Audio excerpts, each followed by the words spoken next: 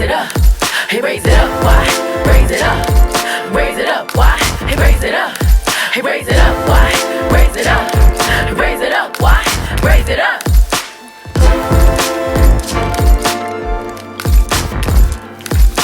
North side, raise it up. South side, raise it up. East side, raise it up. West side, raise it up. Raise it up. Raise it up. Raise it up. Raise it up.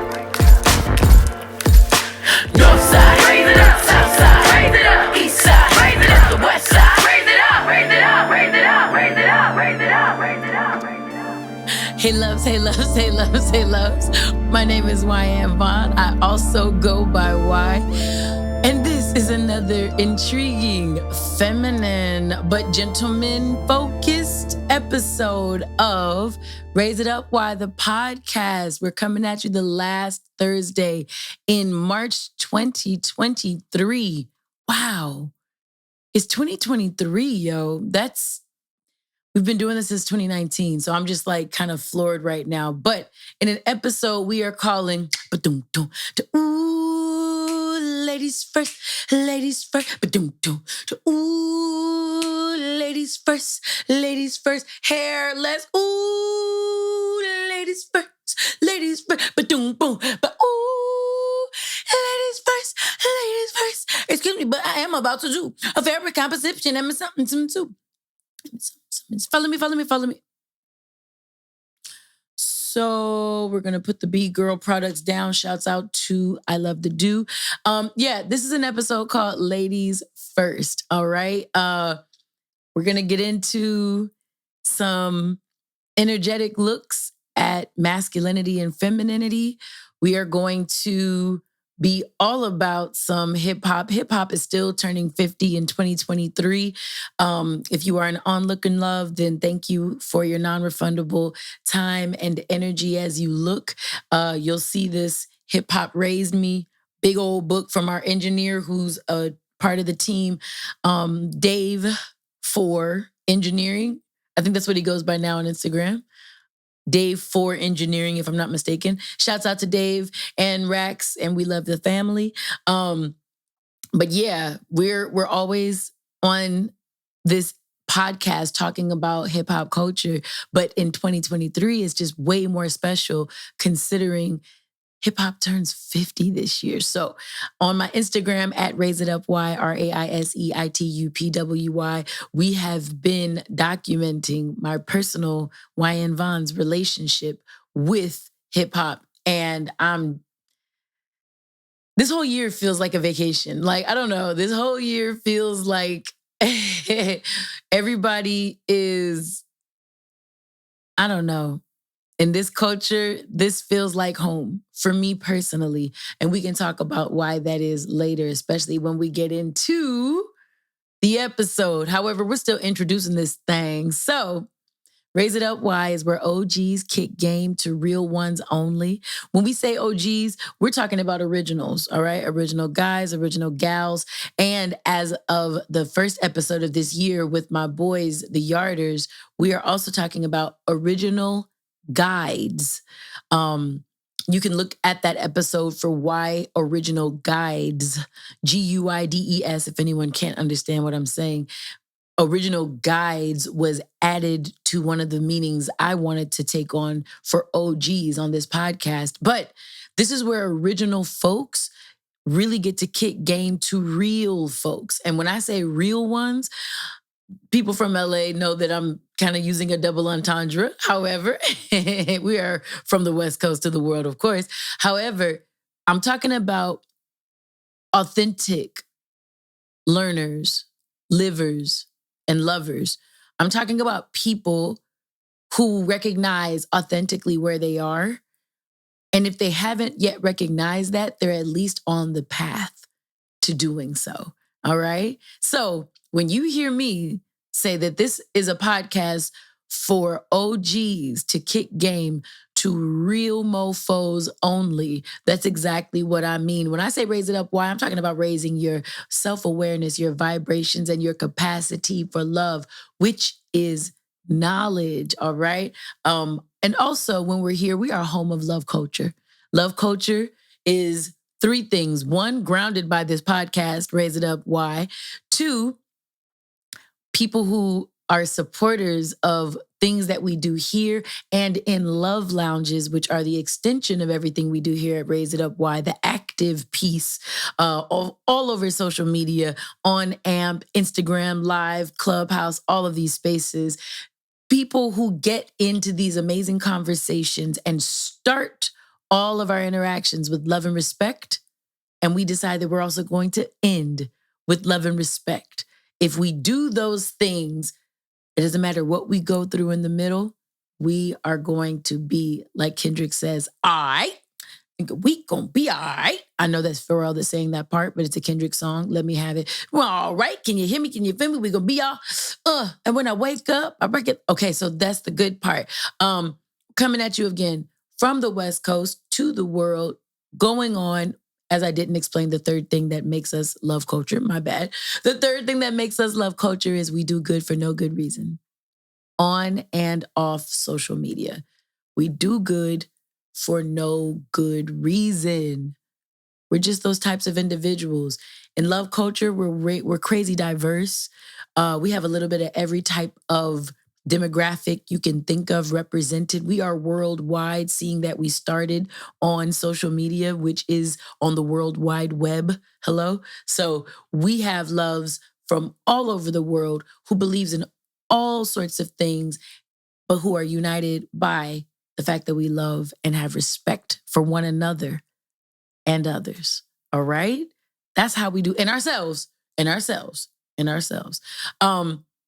But I wanted to give you all that because I think this platform has been growing. And as it grows, I just want to make sure I ground all of us in the front of each episode so that we always are aware where we came from, why we're doing this. It's like planting. As we plant happy, OG loves will know what that means. Love culture is made of loves. OG loves will know what that means. As we plant happy, we will understand that when we're doing everything that we plan to do here on this podcast, and we are grounding ourselves in this rich purpose that we have here, we belong to something dope, y'all. I'm just letting y'all know. If you're a first-time love listener, thank you so much for your non-refundable time and energy. I appreciate you. You are not taken for granted. Just, if you are a listener only and you're not an onlooker on YouTube, we appreciate you. Faith comes by hearing, so we love to have you. Thank you for being here with us. We appreciate you. And with that, let's just get into the episode. We got 3 segments coming up as we do every episode, and then the Wyann's words of wisdom before we get on out of this thing. So let's get in, all right? All right. I invite you right now in grounding. We can take the time down too. Take the time down. We are going to ground our episodes. I am a trained therapist, not necessarily a practicing one. I should say not a traditionally practicing one, because if y'all don't think that some of the stuff we do in love culture is therapeutic, I don't know who y'all been talking to. However, as a trained therapist, my training tells me that it's always smart to ground people who are coming into a new space. By grounding you, we are making sure that you are not just here physically or somewhat. We want you to be actually present, all right?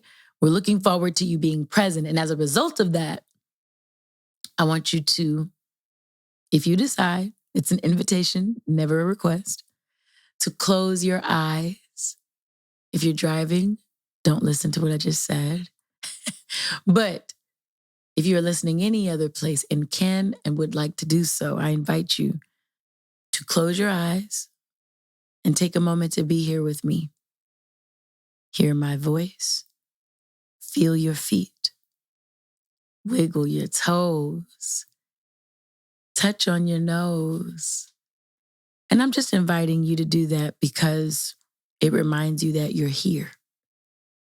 If you are happy that you have breath in your body, breathe a breath in and blow a breath out. Come on, do that again. In through your nose and out through your mouth. and just take a moment to own this miracle we call life. That you are breathing and winning just by living this life, just by spending this time with my voice right now. Man, you're investing in your betterment. And I hope that you feel like me and you sit with that and feel proud in this moment, because I'm proud. I feel proud to be here with y'all.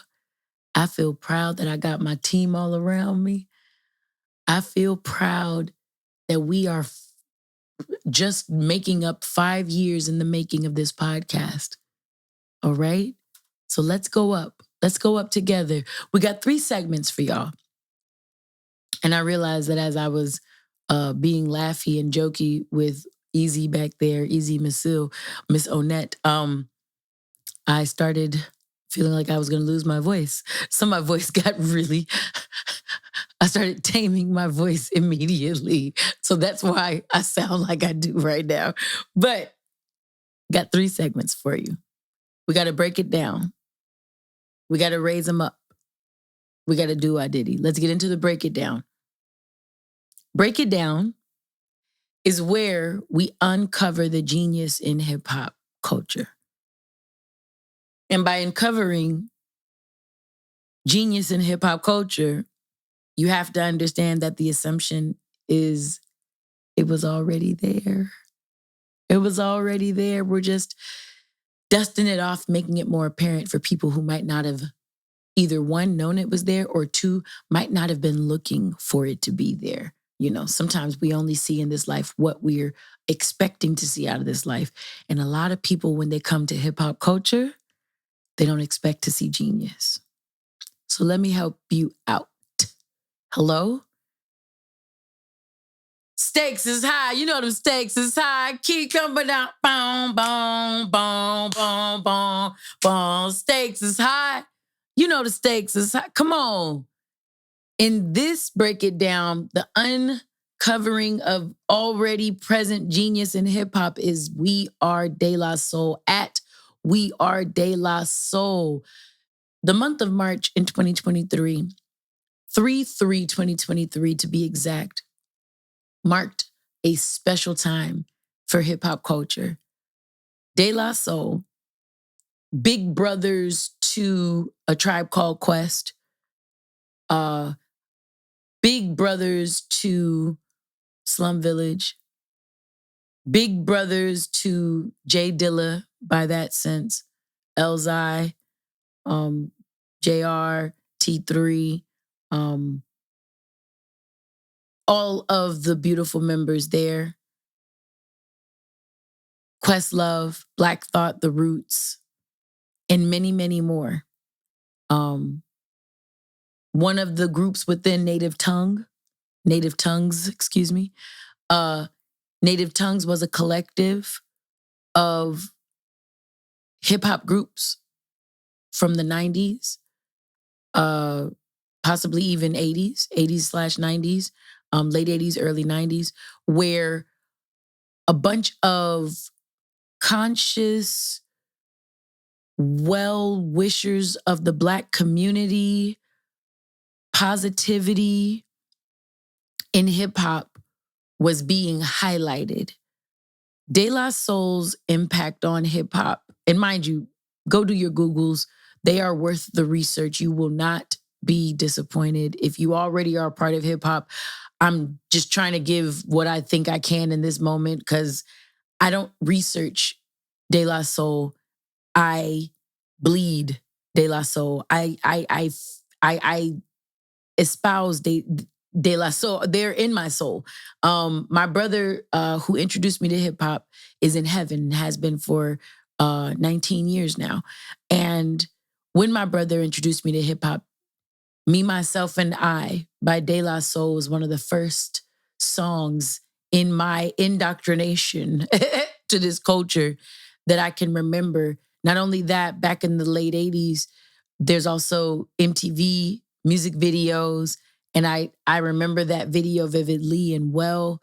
But where De La Soul started to mean something to me personally separate from my brother introducing them to me, separate from the native tongues influence, separate from anything else, was in the early 2000s. They had an album, AOI Bionics, that came out, and the song on it was called Baby Fat. Okay. And the song is by De La Soul, Devin the Dude, and Yummy Bigums. Yummy, who can sing her damn face off. The words of the rap go like this. It's a sure bet. When I stare into your dark browns, I get overwhelmed, overjoyed, and overstep my bounds on your touchy subject.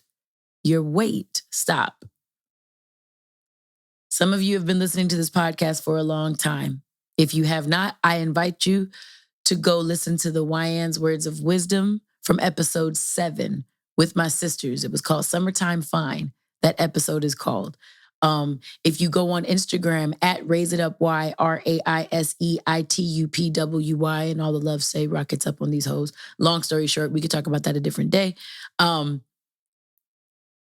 You'll know that at age 17, I was a very sad little girl realizing I couldn't fit a size 17 baby fat jeans.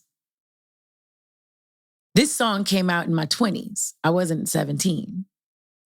And when it came out, I was 19. I just looked at the release date. It was 2001. But I don't believe I fell in love with the song right in 2001. I think I was late on it. However, you don't know what being a curvy girl in the 90s as you were growing up and developing, and no clothes were designed for us back then. I'm not talking about overweight to the point where my body proportionately was large in all areas, such that if I wore a certain jean, it would fit because I was proportionately large everywhere on my body. No, my hips poked out wider than my waist.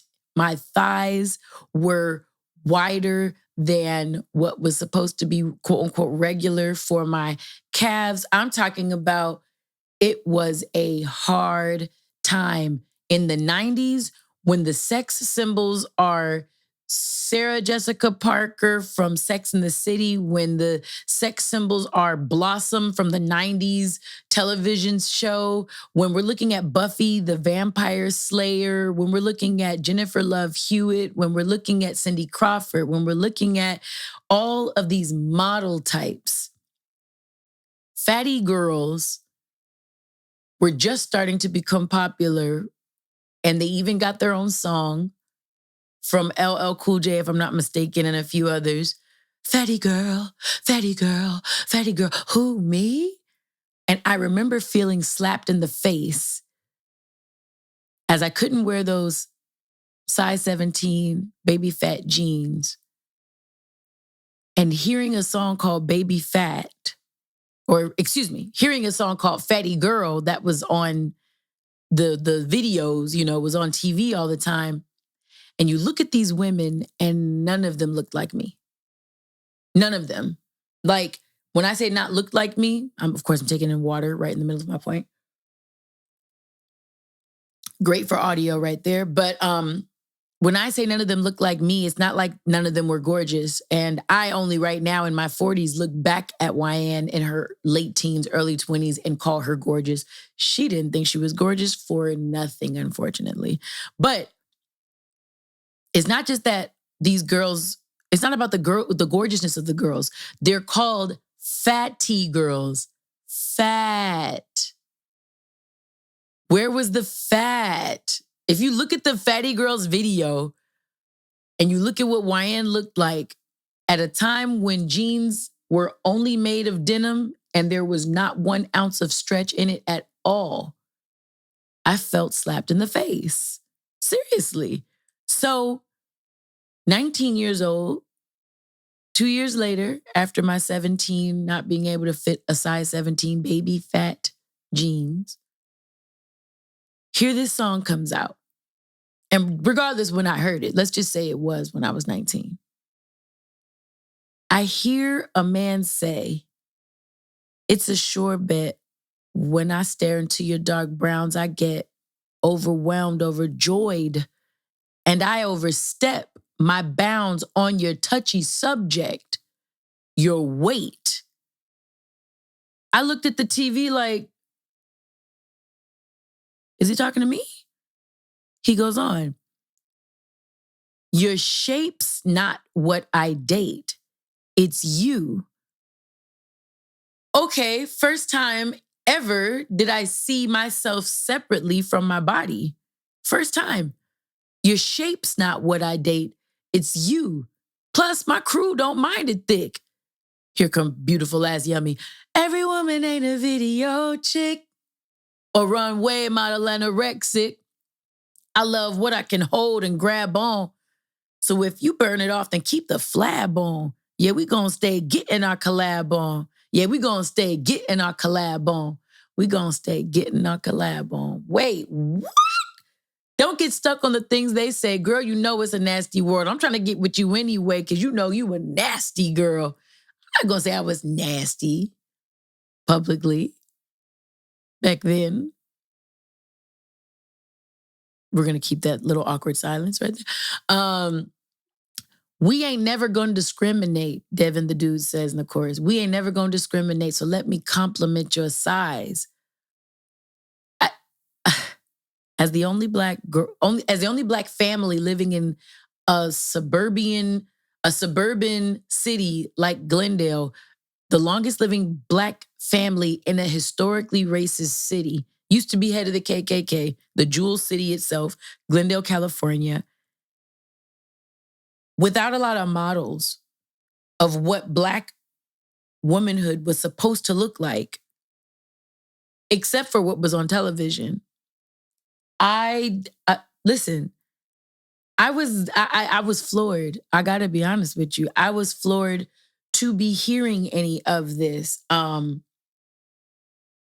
the song just continues to be very, very affirming to a young 20s Wyann developing her identity positively. But my identity has always been well affirmed by hip hop, which I know sounds crazy because in my master's program, while writing my thesis, when you try to look up any scholarly evidenced,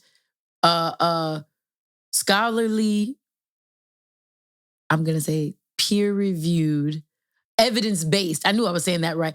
Wrong, excuse me. So scholarly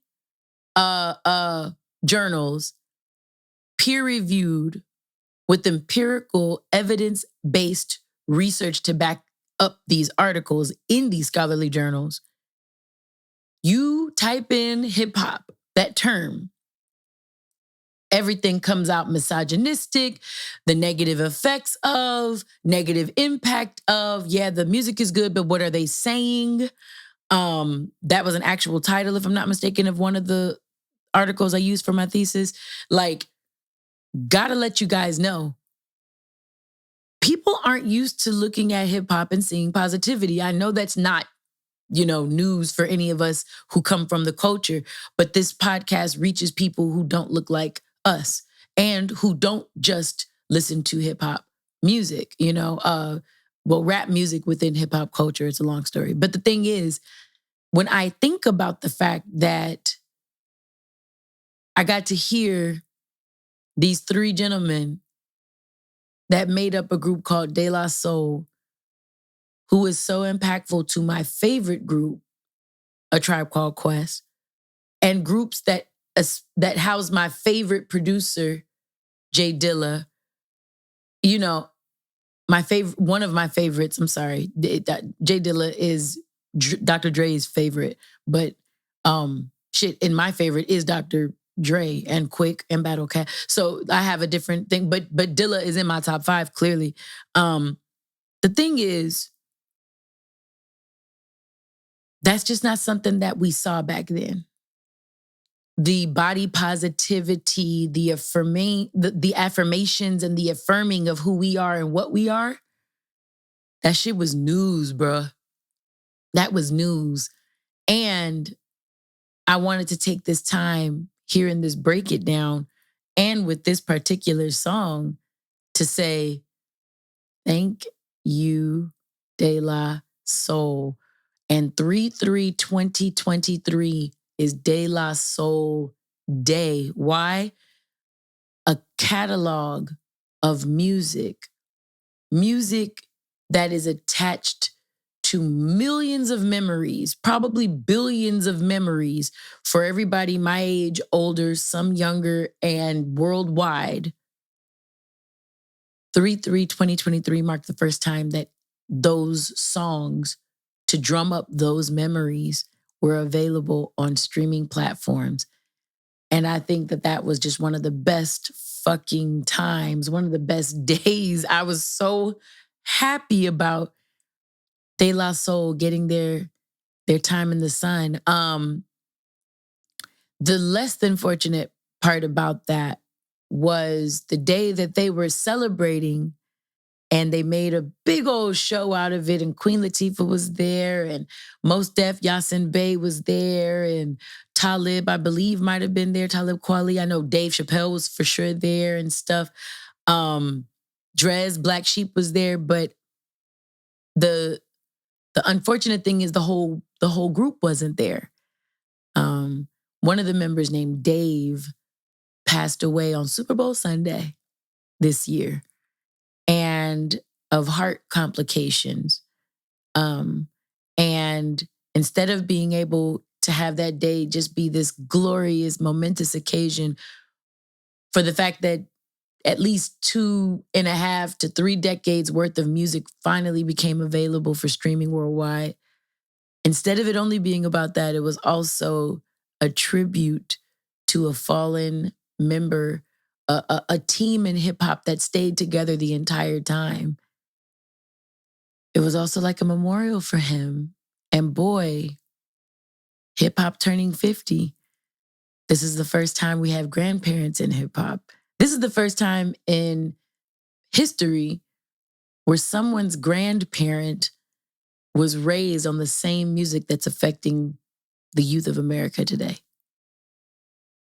That's incredible. But Dave was an incredible individual, well loved by his brothers within De La Soul and the entire music industry. The other night on Jimmy Fallon, the Tonight Show, De La Soul performed with The Roots. And Questlove was talking about how much that meant to him. And you look at the clip, the video, and I felt so attached because some of you guys know it, like I said in the beginning of this podcast is about raising your self-awareness, your vibration, and your capacity for love, which is just knowledge from the West Coast of the world, of course, via hip hop culture. But you listen to them do one of their most famous songs called Stakes is High, produced by Jay Dilla. And you're listening to Stakes is High. And when he says the stakes is high, he said, when I say vibes, y'all say vibrations. And it's high stakes and it's high vibes. When I say vibes, y'all say vibrations. I'm like, this group is just, they're just so dope. And they're just so my shit. And yeah, you give flowers while people can smell them.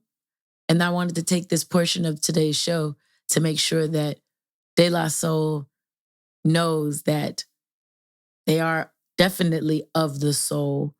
And my soul is one of the millions of souls they've reached since they've been in this music business doing the universe, the spirit, God's work, putting out images of hip hop that let people be themselves.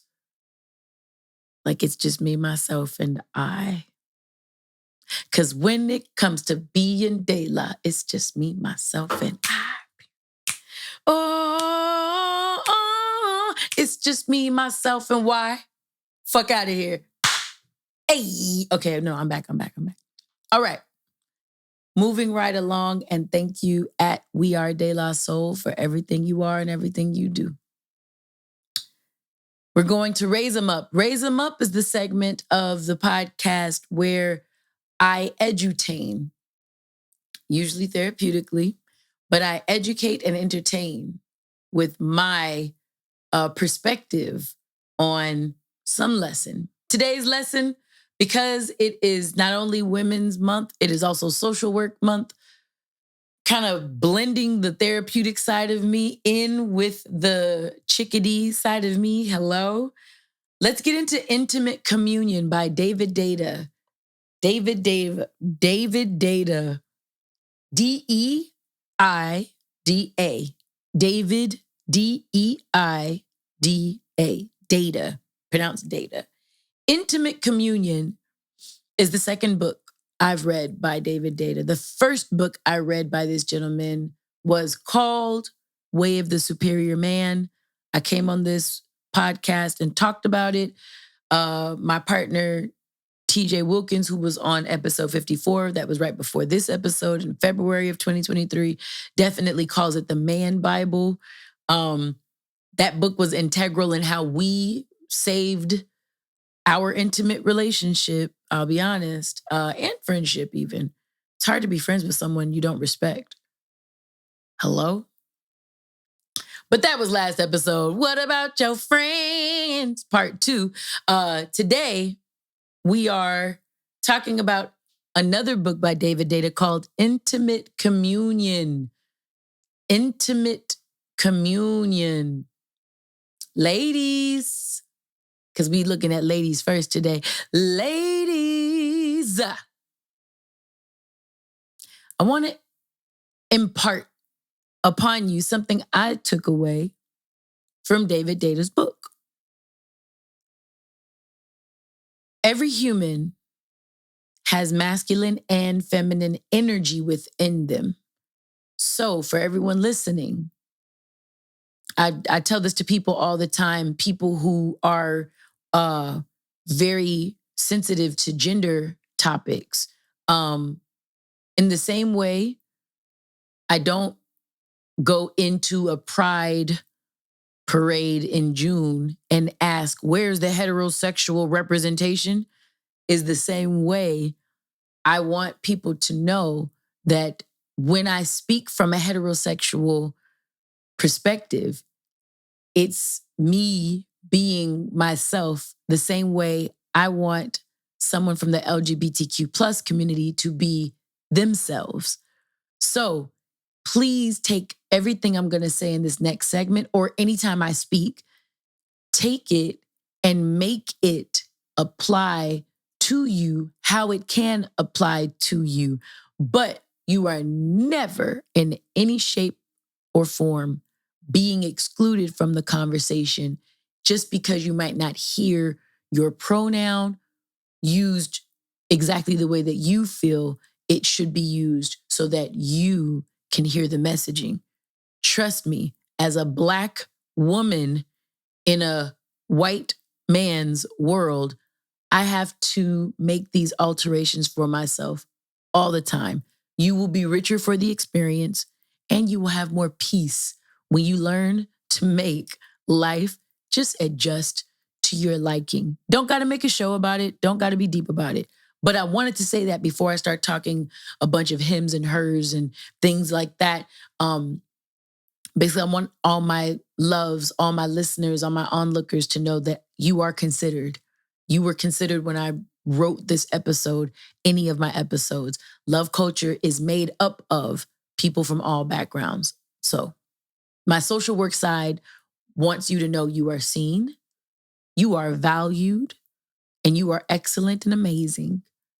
And my perception or anyone else's perception should never have an overbearing influence on how you see you in the mirror, especially not more than how you see you in the mirror. I'm praying you see you in the mirror, okay? And not just see you, see something that's there and that's valuable. That matters. That matters. Okay, with all that being said, let's get into this masculine, feminine stuff. I want you to know, my loves, in the Intimate Communion book, one of my biggest takeaways from David Deida's perspective was about sexual polarity.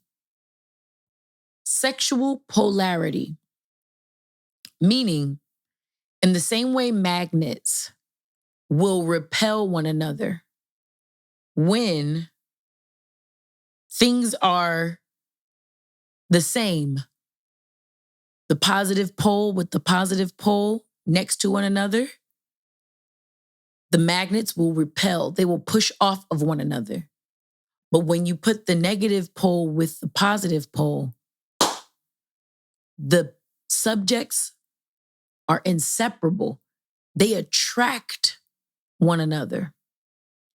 In that same way, when you are in a sexual relationship with someone, or you would like to be, you have to know that one of you needs to house or present more of one type of energy, and the other of you needs to represent another energy. Generally, the man exudes masculine energy in his sexual polarity. A woman exudes feminine energy in her sexual polarity. So because of the generals, let's just talk like that for the next few seconds. Next few minutes, who knows? What I realized is when you're looking at how sex, let me tell you something. It is the number one universal reason any of us is here. Somebody was fucking. Hello? Somebody's was fucking to make you, to have you here. And they might not have been fucking. They might have been making love. They might have been doing other things. Who knows?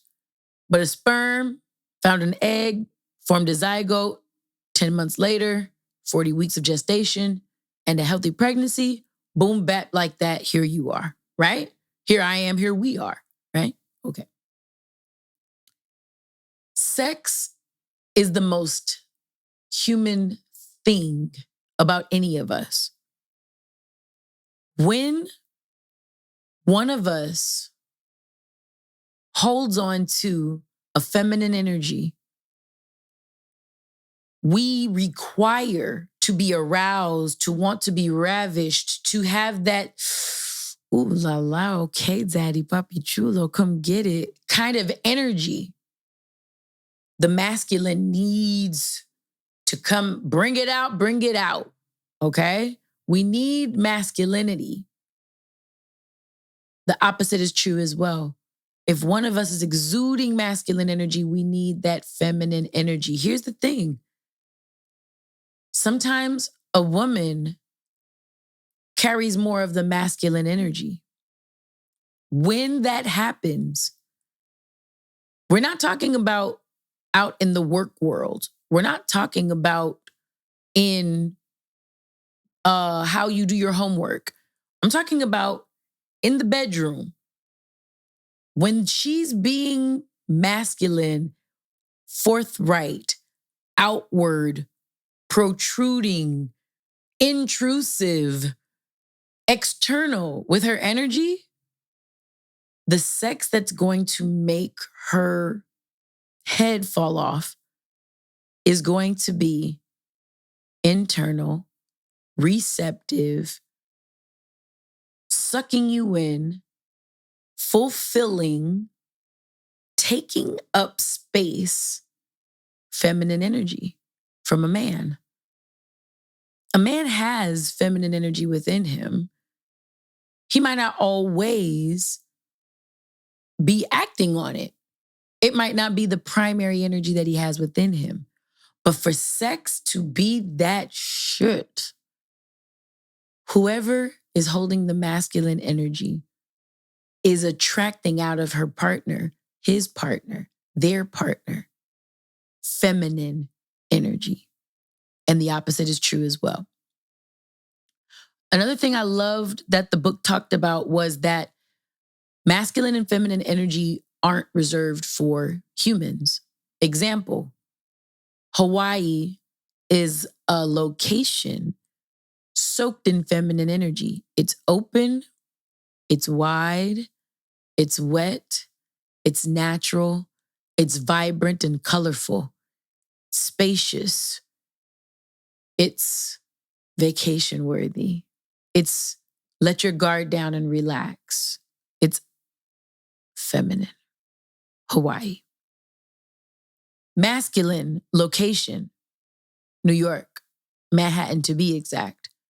It is erect, tall, it is grayed.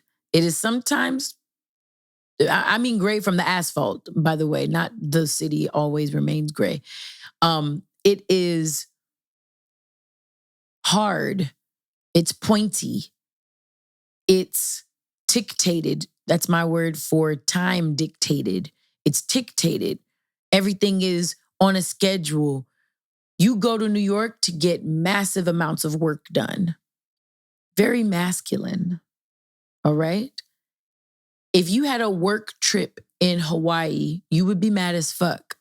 Because once you got there and saw how beautiful it was, you would want to put a briefcase in a fucking basura, in the trash, and go out and enjoy.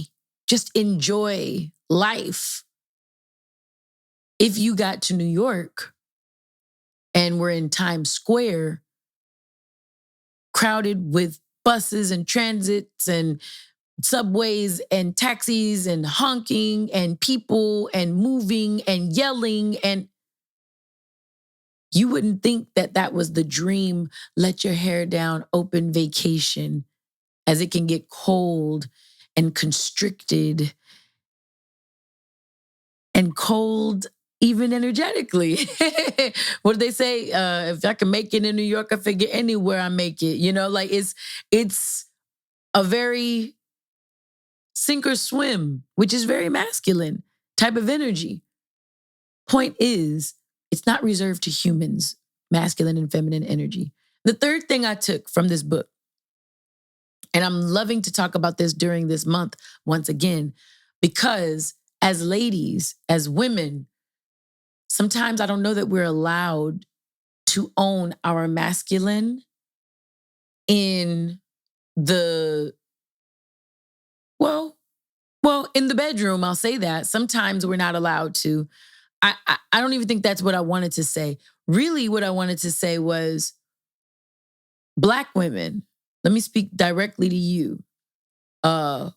Business women, I'll also speak to CEO, CFO, COO women, entrepreneur women, artists, people who keep their own books, accounting women, tech women,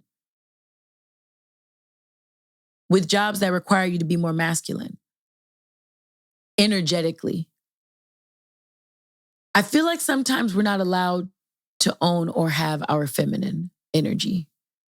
I feel like sometimes when we go to take in our femininity, because we're so used to having to be the strong Black woman, when we feel sad, when we feel like we need a good cry, when we feel like I can't be your fucking superwoman, shouts out to Karen White, we're almost not allowed. For some of us, we're the only parent our child has. What did they say? Mama's baby, daddy's maybe. So we have to be on. We can't let the family down. For some of us, we're the first and the only to go to college. We're the first or the only in that company. And we're representing not just ourselves, we're representing the Black community. And we can't let nobody down. We got to be on point like Fife. When you have to be so on at the ready and all the time, sometimes we aren't practiced in relaxing into the melting purr of femininity with a man that we can let it all down with. Let down our guard, let down our hair, let down our defenses, our intellect, and just be cool. Just hang. Be Hawaii. Sometimes we're not allowed that. Sometimes we don't know how to be it. All right? And that's why I wanted to make sure I talk about this feminine versus masculine energetic stuff from David Deida's Intimate Communion book. And you can read it yourself, see what you think. But I bring this up because especially when you start to look at the relationship with a gentleman, the third thing from the book that I want to share with you is there's like 3 stages of being masculine and feminine. You have the dependent/codependent first stage. You have, which is like all traditional, I am man, I am the head of the house, I am this, that, da, da, da, da. You are woman, you are supposed to be in the house, you are supposed to cook clean and, be ready to be fucked whenever I'm ready to fuck type of energy. God bless them. That's stage 1. Stage 2 evolves and goes into 50-50 relationships. Instead of being dependent/codependent, now you are independent. Independent, which means sometimes, ladies, he's going to need you to pay the rent, the full mortgage, and take out all the trash. And maybe fix the car. Gentlemen, she's going to need you to cook, pick up and take care of the kids, and be ready to rub her feet and talk to her about her day and go to the PTA meetings. Nothing is wrong with anything I'm saying, except for the fact that sometimes no gentleman wants to be the one going to the PTA meetings, and sometimes no woman wants to be the one getting out of the car and changing the flat tire. I'm saying sometimes because I'm not speaking for everyone, but for a lot of people, I know how to change a flat tire. If my man said, babe, can you go change the flat tire? Babe, I heard a bump in the night. Can you go check on it? My pussy would dry up to the point I could make sun-dried tomatoes with that bitch, okay? You understand? It'd be like rubbing a cactus between my thighs. Fuck out of here. What are you saying? I'm not scared to grab the gun. I'm not scared to go look at the bump in the night. I'm disappointed in the big nigga next to me shaking like a leaf because you heard a bump in the night. I don't feel protected as a woman. And in a 50-50 relationship, the man says, well, why do I always have to be the one to protect? You can protect too. Protect him and all his feminine energy. God bless that relationship. 2 independent people who know how to do everything for themselves. And they trade responsibilities so that everything is always equal. That's the stage 2 of masculine and feminine energy play in relationship. But when you get to stage 3, which is intimate communion could be looked at as interdependence. In interdependence, I'm not fighting for my femininity and you're not fighting for your masculinity. I'm not trying to make you do the things in feminine energy that you don't want to do to keep us equal. And you're not trying to make me do the things in masculine energy that I don't want to do to keep the roles equal. Fuck the roles. We are full on independent with compassion and love and openness folks who decide to share our 100% wholeness with one another. That means I don't care that we have two different sets of expectations on us. I don't care that you're the one that's going out bringing home the bacon and I'm the one frying it. Or maybe I'm not the one frying it. Maybe you are because you actually like to cook. And me, I genuinely love paying the bills. I might love that. And you might love holding down the kids. In intimate communion, whatever your natural propensity to do, it's okay. And we're not rigidly holding each other to gender roles like we would in stage one, where the man is the caveman with the club, knocked the bitch over the head. Now he's dragging her and she surrenders because she's financially and everythingly dependent on him. And, no, not caveman. Stage one, codependency. The ultimate goal of masculine energy is to feel free. No man wants to feel like he's held captive. Go back to that one clip on Raise It Up Why, TJ and me from 2022, asking, does love feel like captivity or does it feel like freedom? To a stage one man, love feels like captivity. To a stage two man, love feels like a sterile bartering system. You can have a stage two relationship with everything being equal and the sex will suck. Because no one's being their full selves. Because everyone's so focused on this fictitious equality. And I say fictitious equality because it should be congruency, not equality. Equal means 10 equals 10. Congruent means we both wear Adidas. But I like this type of Adidas. You like that type of Adidas. So congruent is like the same things in kind. Equal means it's stuck. Boom for boom. I think of 50-50 equal, how Black men and Black women who are descendants of slaves, Black Americans, back in the day, they used to make us do the same work based on the color of our skin. So if you were dark, like Sojourner Truth, that's why she wrote a speech called Ain't I a Woman? She was 6'1" and dark as obsidian, dark as night. So she was made to be in the fields, not because of anything other than she was tall, she was dark, and she was strong. All right, Black woman, you strong. So get out there. She's like, nigga, I bore children though. I have a heart. I have feelings. I'm not allowed to be.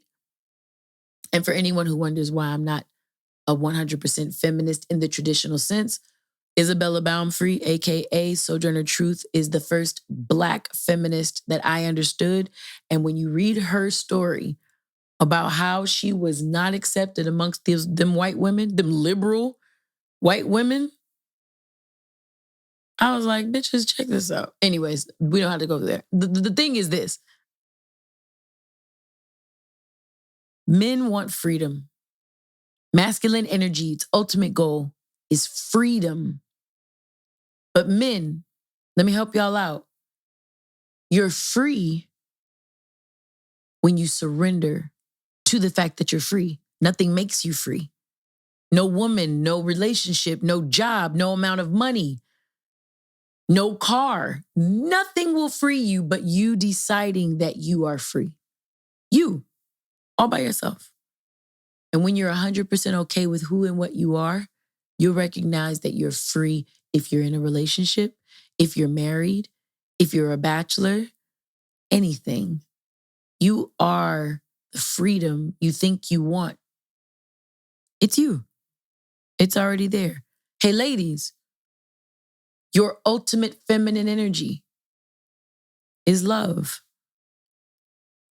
Your ultimate feminine energy is love.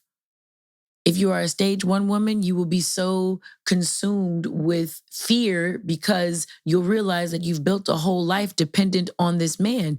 And if he leaves, you lose the house, you lose your kids, you lose this, you lose that, because you never developed yourself. All right, so stage 2, you develop yourself, and now you are so independently focused that every time you think you want to get close to a man, well, are you doing the same things I'm doing? Okay, well, I'm going to pay for this meal, you pay for that meal, because I don't want you to ever think you have the upper hand on me, and you got to this, and you got to. It's like, girl, you still scared. You just as scared as before. You just have more resources now. So you're not as, you're scared looks different, but you're just as scared. Scared is scared. When you surrender your search for love to recognize that you already are the love, the fulfilled love that you think you've been looking for, and relax into your feminine, melt away, be Hawaii, you will enjoy relationship with a man who opens your doors, because you'll realize that whether someone opens a door or not doesn't make someone more man or more woman. For all of my beautiful feminists out there, I can get my own door. Nigga, I know. I caught myself trying to be nice to you. But fuck it then, bitch. You because when you throw the energy off, you put a man on his defenses. Not and a man, a woman, whoever you're dating. You know what I'm saying? I know a few self-proclaimed studs. I'm saying this because that's what they identify as. They call themselves that. I know some lesbian women who identify as studs who be like, damn, bitches don't know how to just chill. I was going to get the door for her. And no, I got the door. Then what do you want me to do? And in my head, I'm like, and welcome to the masculine world. Because it's a confusing place, ladies. It's a confusing place. When you are so independent that you're being your own masculine and the feminine, what you don't realize is you leave no energy for any partner. I don't care what type of identification you have. You don't leave room for someone to be with you. And so most of those masculine presenting folks end up cheating. I know when I was an independent chick, I was so independent and cheated on. Thank God I learned. That's the being kind and being gentle with myself. I learned. I thought I had to be, everything showed me to be a strong Black woman. So I thought that's what I had to be. And then I left them nothing but time. And an idle mind is the devil's playground. And he was a bitch ass nigga. I'm so sorry. Okay, no. I'm back. Ha ha ha. Yay, jokes. Anyways, nah. So that third stage of a woman, fulfilled in love, relaxed into her feminine, that woman who finds a relaxed into his masculine, not having to prove it, not running out and trying to do all the no. Just a man who's a man. No proving necessary.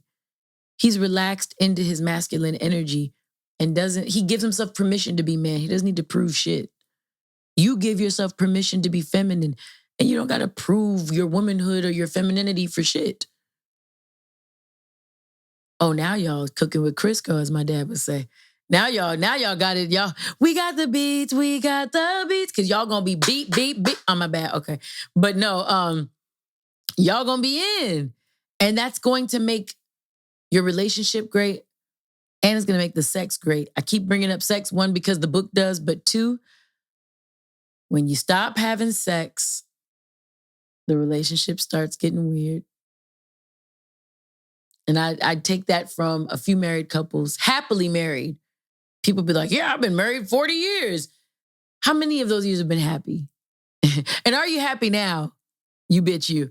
You know what I'm saying? Like, let me hear from them. You understand? But keep the sex going, keep the love flowing. Look into what your stage of development might be. And if you want it to go to a different level, maybe take up Intimate Communion by David Deida and see if you can't catch a vibe. If you want to talk more on it, have more questions on it for a future high Y, DM at RaiseItUpY, RaiseItUpWY, and let's talk. Probably end up talking about this in a love lounge, to be honest with you. That's just the way it'll probably go. All right. Third segment of the day is a Douxadiddy.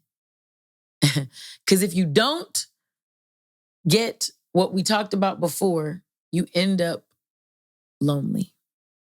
Douxadiddy, for anyone looking to know, is where we feature original music by usually independent artists.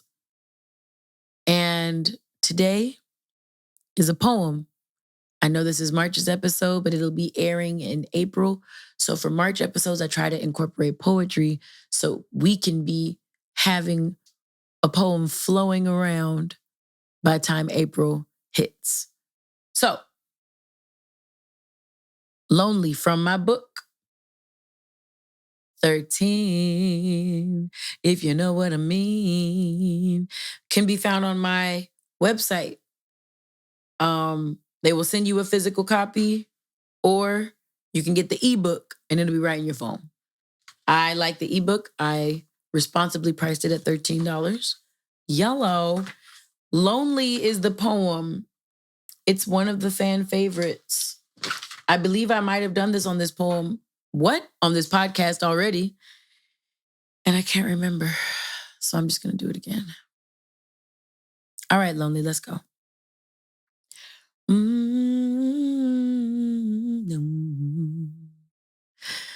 You were my sunshine, my only bit of light. I had hoped you'd never go away. But with this luck of mine, you decided to hide all of your feelings till you couldn't say. Baby, it's okay. We can work it out so someday you and I can have a family in a place where we will be happy. But now, my dreams with you have been stolen. You have found someone else to hold and love slowly while no one knows me. Have you ever just been lonely and wanted someone, not just anyone, to keep you company? I am just that lonely. So if you're listening, could you take a minute, please, to console me? Oh, yo, I sit back and think how much you still mean to me. It's not hard to tell. You can hear it in my voice. It's so hard to believe that no one can rescue me. But the person who has me hurting, swear it's not my choice to be feeling this way. I'm crying while I lay by the side of someone I made to replace you. But he only makes the pain get worse. I'd cry, but there no more tears. I'd be scared, but there's no more fear. Look at me closely and you will see nothing. Have you ever just been lonely and wanted someone, not just anyone, to keep you company? Well, I am just that lonely. Hey, hey, hey. So if you're listening, could you take a minute, please, to console me? Lonely, lonely. Loneliness is loneliest when a kiss forgets its bliss, sort of like when a caress forgets its touch, or like when having a lot, it's just not enough. Sometimes leaving me in a room peacefully is where I find where my God means for me to be yet. Contrastly, when you hold me, it's like I feel lonely choke me. He be coaxing me to leave you, telling me not to believe you. But he may as well speak Hebrew because it's not like I understand. I mean, sometimes I feel so good with you. I never want to let you go. Yet, other times, I wish I'd quit you and just find happiness alone. Late nights on the phone, all we do is sit and breathe, unless you're rapping, whooping ass in PS2, or basically, you're just not saying anything to me. And when I do self disclose, oh, I feel I am the quintessential reason for your woes. Because we'll get into an argument over something that I said, and then you'll lecture me and make me wish I'd shut it up instead. You know what it is? I hate me when I'm with you. Yeah. I'm such a lioness who turns pussy when I'm near you. 'Cause see, rather your words are like some pistol that always shoots me down. It's like I'm so used to roaring. But around you, I meow. And it amazes me how I live in fear of your bullets. Hell, I tremble at your trigger because I'm scared you'll pull it. But you know what? I can't do this. I'm picking up my head. I'm lifting up my crown. Yeah, I'm picking up my head. I'm trading in my frowns. I can't reveal what I feel for you because I know it would make me hide. So when you tell me you think you leaving me, you got nerve, I assure you, you are motherfucking right. I would rather have nerve than be nervous or be nerve wracked because I keep tripping over us. Oh, nigga, I've got guts. Trust and believe you're going to see them. And it's not because you're gonna shoot your gun and make me weep 'em. Fuck that. I'm retorting with roaring now. No, not no more. I'm not scared. So if you do pop off at the mouth again, listen here, baby. I won't be there. I finally listened to you, Lonely. It's like, now I understand. You only exist in this relationship with this insecure man. Ooh, I messed up in the poem, but I just kept going. I made stuff up until I got it right. Let me get back. Let me see where I messed up.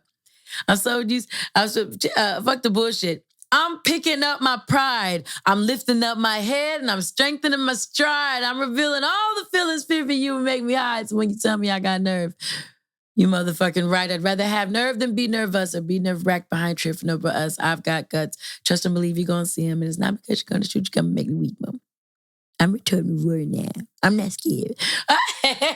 So yes, if you do dare to shoot, don't worry, baby. I won't be there. I finally listened to you lonely. It's like, now I understand.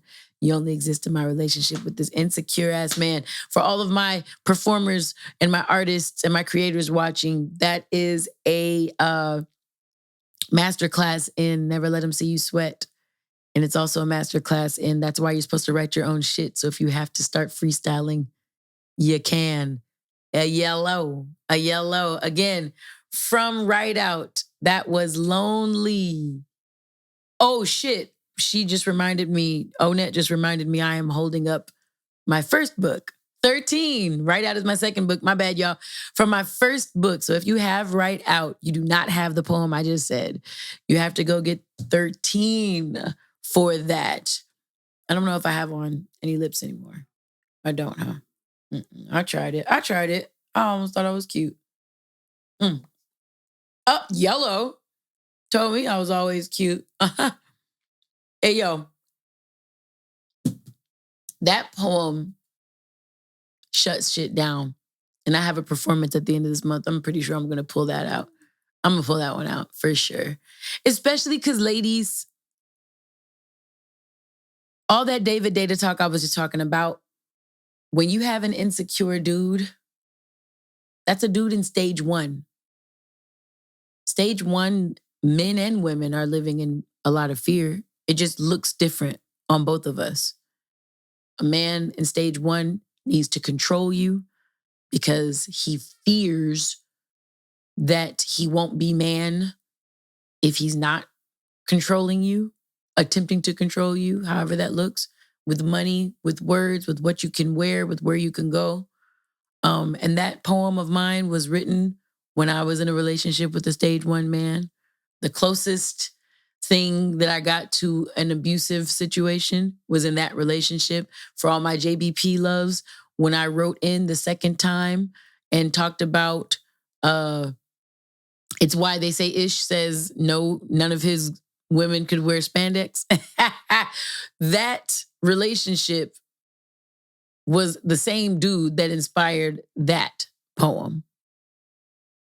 So when you start to hear the insecure man comments and stuff like that, and the need for control comments, remember a heightened man in his masculinity comfortably relaxes into his masculine because he becomes the freedom he thinks he's going to gain by attempting to control a woman or anyone else.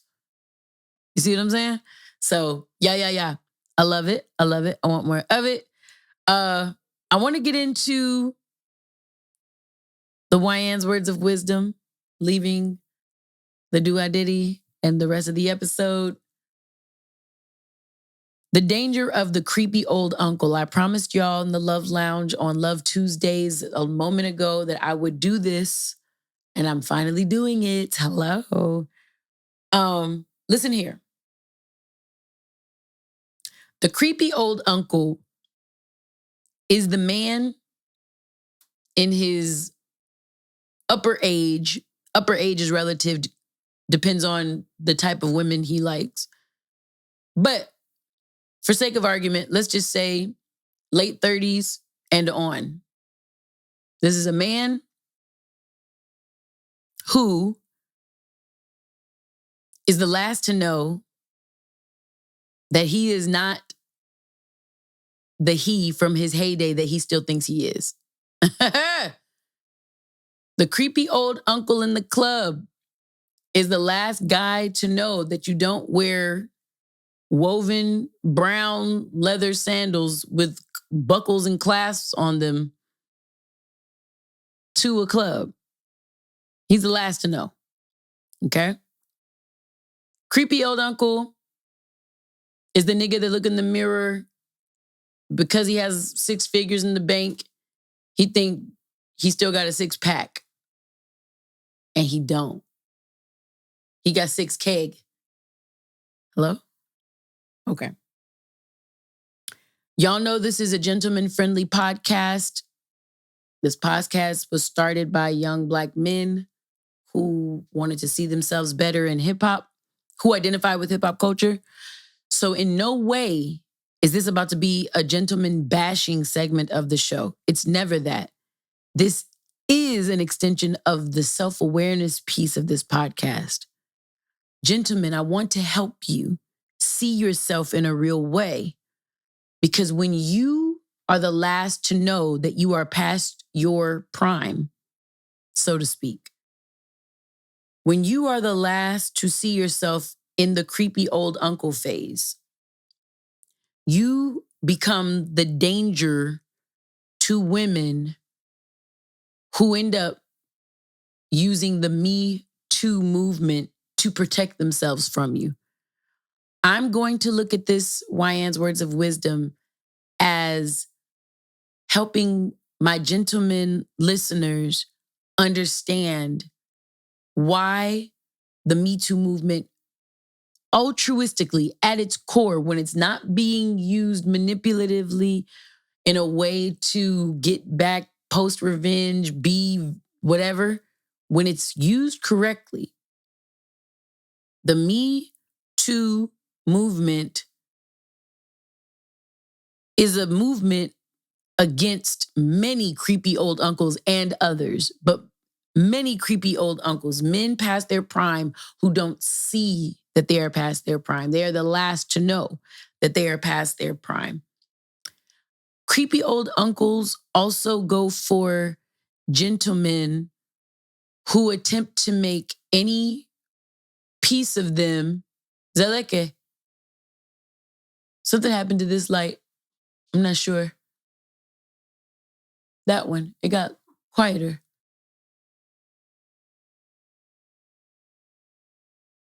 Weird. I'm gonna keep going. Yeah, it's not as bright as before. Yeah. That was so weird. Yeah, I know. Odd. No, we good. So the light is masculine because he didn't like when I was okay.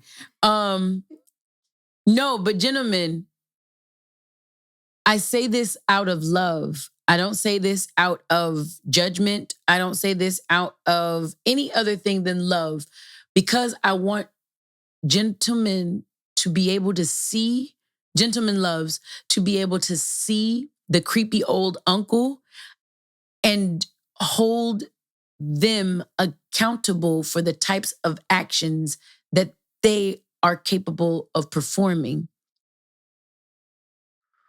So, last year, for my birthday, I gave this example in the Love Lounge and Love Tuesdays to a lot of gentlemen loves who were unaware of what creepy old uncle looked like or what to do about him.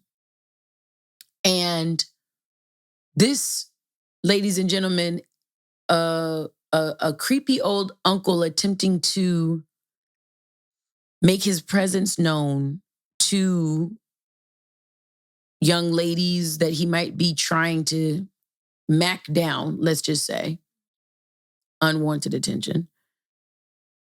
This is the difference between being hounded and being hunted.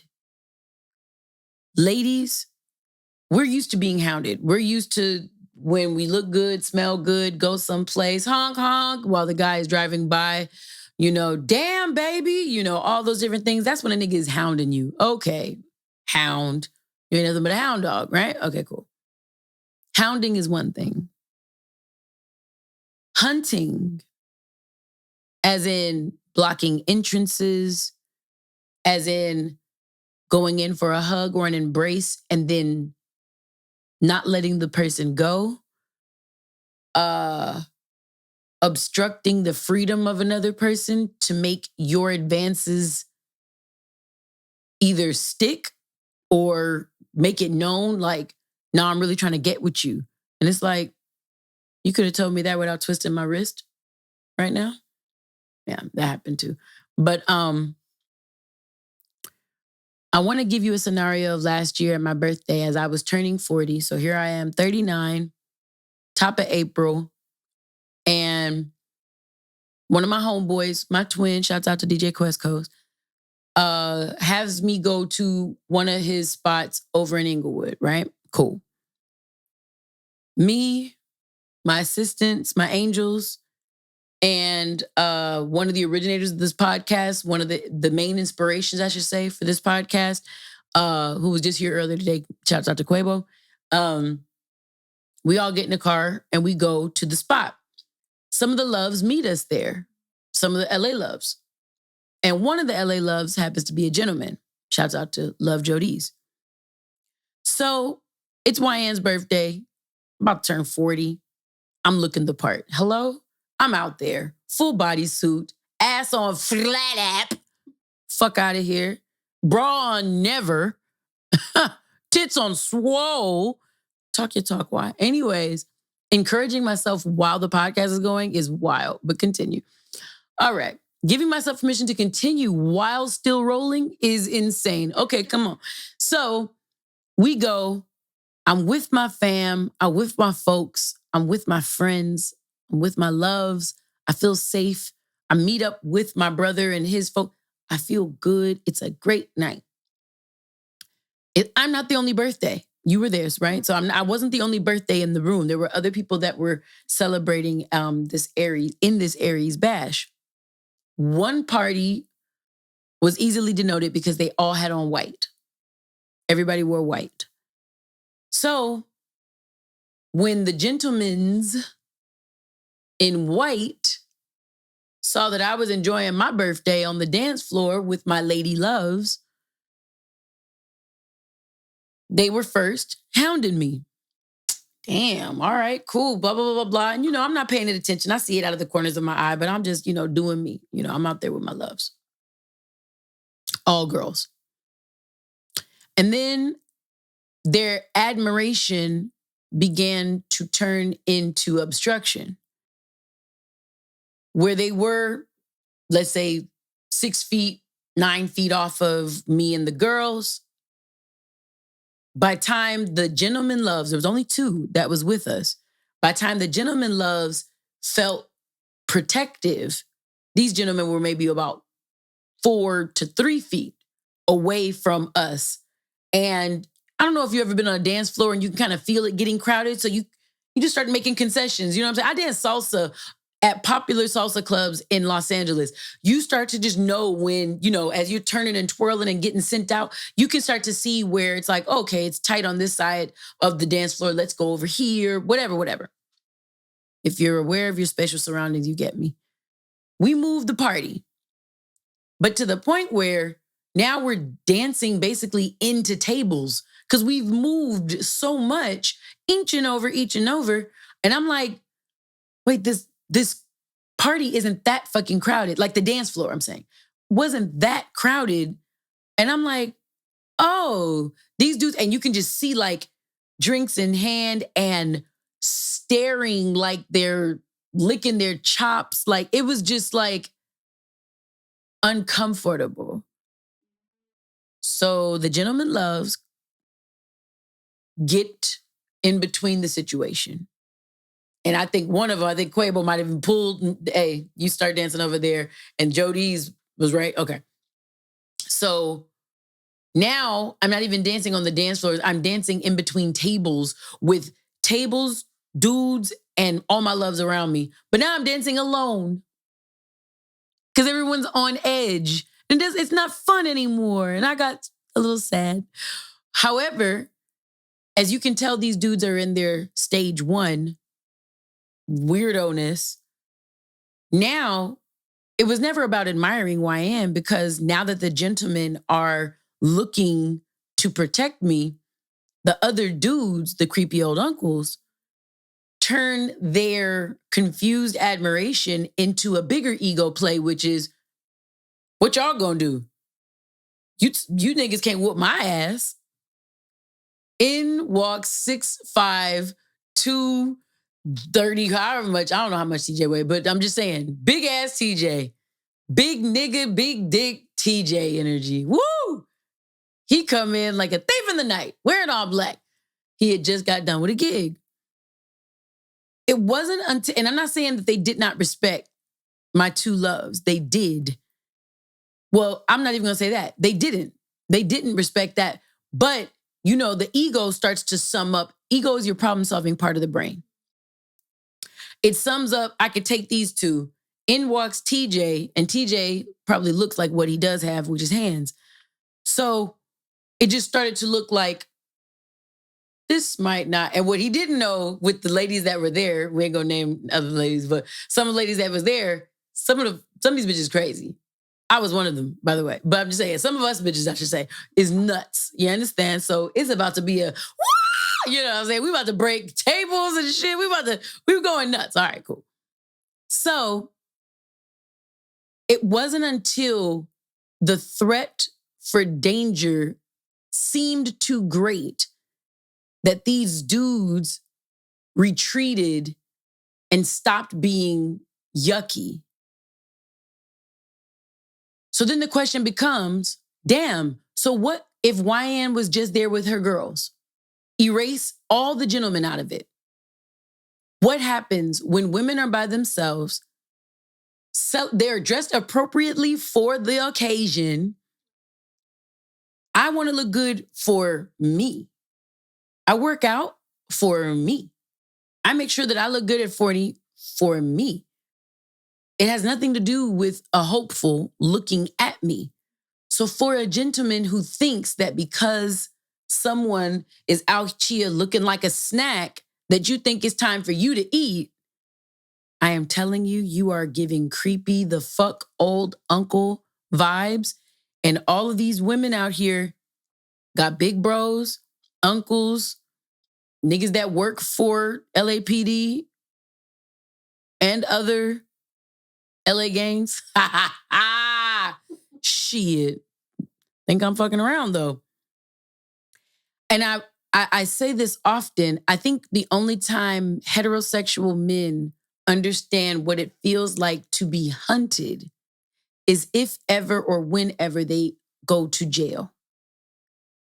The ideas that men, heterosexual men, or even, I guess, homosexual men even, or bisexual men. I don't know, because I try not to speak on the LGBTQ plus experience because I haven't researched it enough. And it's not my experience, so I never want to sound ignorant. So again, for all of my LGBTQ plus loves, it's never an exclusion. I only speak on what I know, and I'm never going to misrepresent. I do not believe in that. But of course you are seen. I'm talking to you. No, going back to TJ and the whole situation. No, I'm sorry, not that. I was at the jail scene. But when I think about a bunch of men understanding what it feels like to have their safety compromised in a sexual way, the only time I know that gentlemen, heterosexual gentlemen, have ever said things like that is when it comes to being in jail, where they keep men with men. And if you have long sentences, y'all can look. One of my papers in my undergrad, not even college, not even my master's program, was on sexual practices of inmates in correctional facilities. It was in my sex class, my sex ed class, sort of a thing. It was called human sexuality, sex ed. No, it was called human sexuality, and it was a diversity course. But I am telling you, man, rape is common amongst inmates and guards alike. And guards alike. I'm talking about all men. All men. I understand that sometimes relationships can happen between female officers and inmates. I get that. I get all of that. I'm talking about from what I've researched. And at the time, I happen to know people in corrections. So I'm getting accounts as well as researching. You know what I'm saying? So qualitative and, looking at data, research. It might be the only time that a man understands, like, no doesn't mean no. No means get the fuck out my face, no. Sometimes you say no kindly as a lady. Oh, appreciation, but no thank you. And some men be like, man, when you say no too firmly, why you gotta be a bitch? Because the last dude I told no kindly to, nah, girl, you really wanna. No, I said no. So I mean that, okay, you don't gotta get weird about it. Girl, just give me your number. Just give me your number. I'm at the gym shooting hoops, doing whatever I'm doing, and a dude takes my ball. You could just give me your number. Of course, I have my earphones in. What? You could just give me your number and I would leave you alone. What part of this ring don't you understand? My answer is no, honey. I don't want to be mean towards you. I also don't want to have one of my homeboys that's over there, but where the weights is at, come in here and have to check you. I would love to just be respected because I'm telling you no. So, gentlemen, sometimes when you hear the Me Too stories, when they're not being used as a vengeance tactic, you're talking to women who are, I'm talking throat sore from yelling the same sentiments of trying to be respected by gentlemen who don't see us or hear us because they're stage 1 masculine energy gentlemen. They try to control, they try to pull their weight around. They figure because they're bigger, they have money, whatever it is, that what they say is the way. And what we think, say, do, none of it means shit. None of it. Including respecting us or our boundaries or our no's. Love Justin, at the Art of Justin, loves to say, no is a complete sentence and requires no explanation. But sometimes, talk to I Am Wendy with an I, my sister, she said no, and it has gotten her physically assaulted. Hey girl, I want to get him. I'm so sorry. She had to go use the restroom in the Baldwin Hills Crenshaw Plaza. She had to go use the restroom and was walking fast. And when she said no and turned so she could get to the restroom because she had to pee, dude socked her in her back. A man hit my sister. Y'all know how thin Wendy is? Socked Wendy in her back because she wouldn't give her number to someone she didn't want to give her number to. She didn't even care. She had to pee. But why do I have to explain all of that? If my answer is no, it's no. Right? So, gentlemen, this is why it's smart for you to hear a whole episode called Ladies First. Because in a lot of places, and for all you researchers that try to vilify hip hop doesn't put down women. Society puts down women, and hip hop just reports. It just does what it does. All right? So don't vilify when black men do it, since white men have been objecting your women since Budweiser commercials. Don't fuck with me, please. Respectfully, disrespectfully. I just want to make sure that y'all know. Check when your hound becomes hunt. Check when you don't accept the no. Check when your energy of persistence starts to become harassment. Fine line, by the way. Fine line. But it happens. So I just wanted to give y'all that in these Wyann's words of wisdom so y'all can be looking out for yourselves before I go.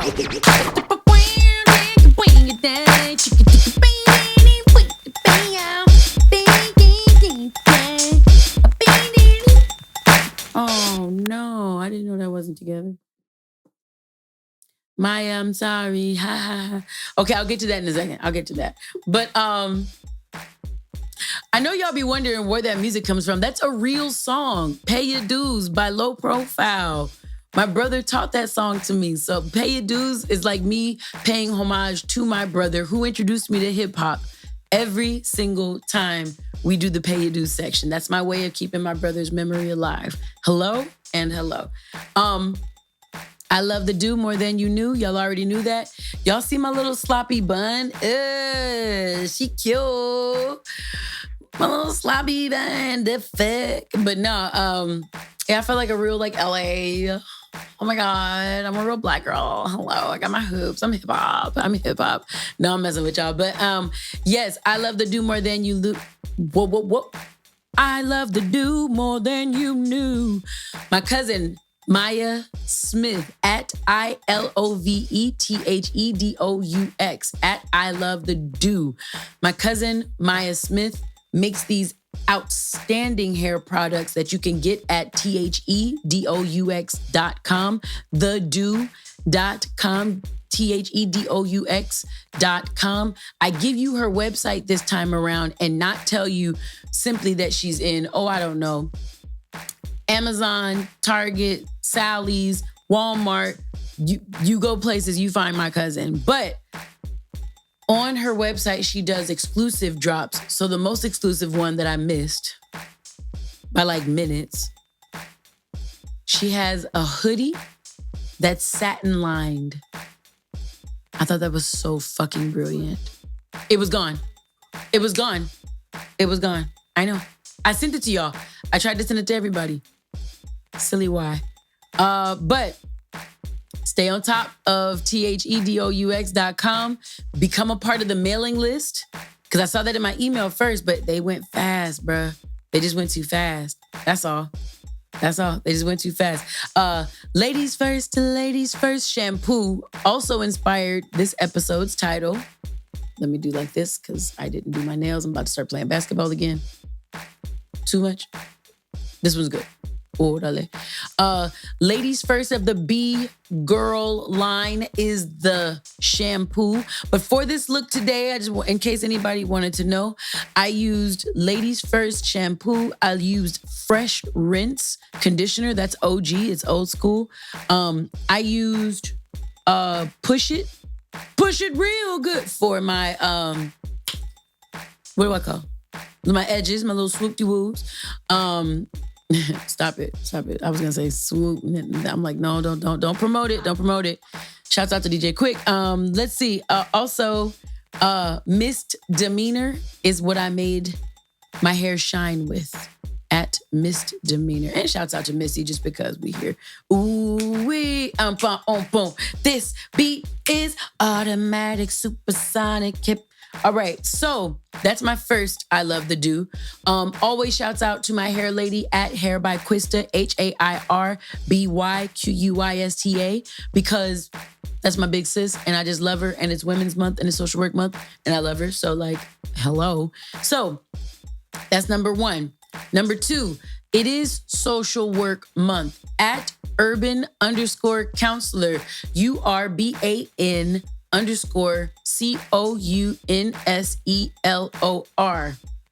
I did that in my head. Yeah, let's go.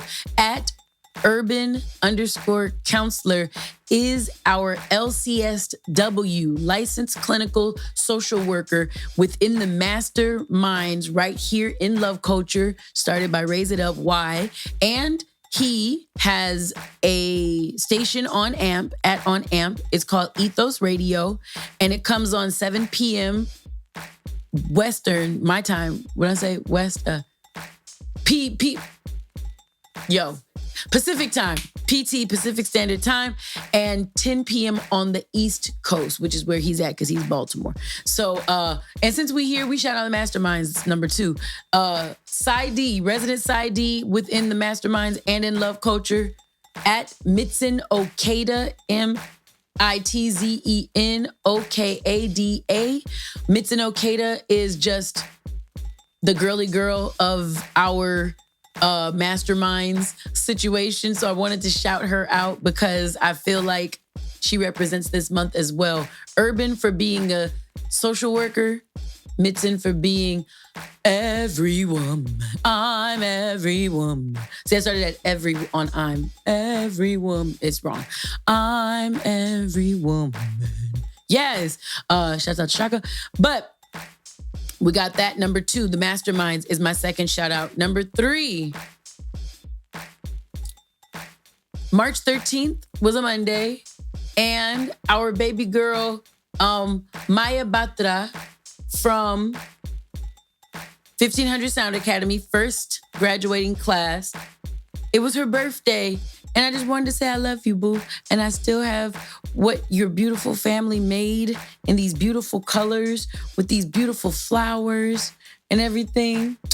To Mr. Wyann, to Miss Wyann, Mr. TJ Wilkins, and Miss Wendy Vaughn. I know. She's like the sweetest thing. But this was like, all of this was her wedding invitation. All of this. And she gave me gifts for her wedding. I'm like, yo, I love this woman. So Maya Batra, my fellow 13er, March 13, another woman that I love and I respect. Thank you for being you. And I'm so happy to see your ass as a wife to your baby. I'm just proud of you. And I love you. And we have music together, so you guys can go look up at MayaBatra, at Maya Batra. Go look up her stuff. You'll see even some stuff with me on it. Okay, I think we got 2 songs or something like that. Number 4, Wava, come out and play. My bad, y'all. Okay, lemon cayenne John, lemon lime tapache, and ginger beet? No. Pineapple say it. Pineapple ginger Jun. That's not a tongue twister to you? Jesus. Jesus, ginger Jun. Anyways. Yo, my baby brother at Wava Life, W-A-V as in Victor, A, W-A-V-A-L-I-F-E. So Wava Life, at W-A-V-A-L-I-F-E is where you can find all of your probiotic needs and necessities. We got kombucha. We got Jun, which is like kombucha made differently. We have tapache, which is like kombucha made differently still. I say that because everyone knows kombucha now. People don't know Jun or tapache, what it means. If you want to learn what it means, go on at W-A-V-A-L-I-F-E. Look at some of the nutritional facts. Wavalife.com even, I think, is something. But just go on their Instagram. It's easier that way. Go on their Instagram. And I've been working with my baby brother while he has become a dad and a husband since he was last on the podcast. And I'm excited to see his life unfold, and it's beautiful, and I love him, and I love his wife, my baby sister, Aurora and Art. I've been wearing her earrings on almost every episode. It's just today I needed to be hip-hoppy, so these hoops needed to be big, and I mean big. So, at Wava Life is number 4. Did I just lie? Number 4. Yeah, number 4 is Wava Life. And number 5, my book. All the poetry, all of the music, all of the podding, new music. OMG, there's new music that came out today, actually. Oh my God. So it's March 17th, guys. I don't have on green, so okay, get pinched. But the thing is, new music by TJ Wilkins and Wyann with some of our folks. I'm gonna tell you like this. Go to at Raise It Up Y, RAISEITUPWY on Instagram. I think that's where we're most active. But at Raise It Up Y, RAISEITUPWY across all socials, you can find us. But if you're on Instagram, that's like the hub for love culture. It gives updates about new music dropping like me and TJ have. It gives updates about other things happening in hip hop. It gives updates about when I'll be performing. It's no point in me telling them about it. 1, it's a private event on the 29th. And then 2, this comes out the day after. So it doesn't matter. But in a few months to come, we will be having some Love Lounges live. For anyone who doesn't know what a Love Lounge is, tap in with at RAISEITUPWY on Instagram at Raise It Up Y. Raise it up. And the loves say, rockets up on these hoes. That's just the easiest way to make sure that we all stay in contact, and I can give updates there. You can get any of the poetry, the books, all that stuff that you've heard here, right there. We have gotten through the 55th episode of this podcast, and I almost can't believe it. And I am so effing exciteballs about it. Hello? Thank you, everyone who tunes in, who listens, who supports Love Culture, who buys the merch, new freaking merch. Please, at RAISEITUPWY on Instagram. Make sure you are tuned in on Instagram, man, so I can be some of the first people to give you what you're looking for when it comes to tapping in with us the long way, never the wrong way. Shouts out to White Dizzle. We will be coming back to you the last Thursday of April. I will be 1 year growner by that time. All right. That was why the birthday was me. I appreciate all of you. I'm really sad because I couldn't find my ring. So I was going to say goodbye the way I usually do. Okay, well then she said I can. So, so thank y'all. I appreciate each of you for your non-refundable energy and time. My name is Wyann. I also go by Y. This has been another dope ass episode. Stop. Error. I remember who I forgot. My final pay your dues at We Are De La Soul. At WEAREDELASOUL.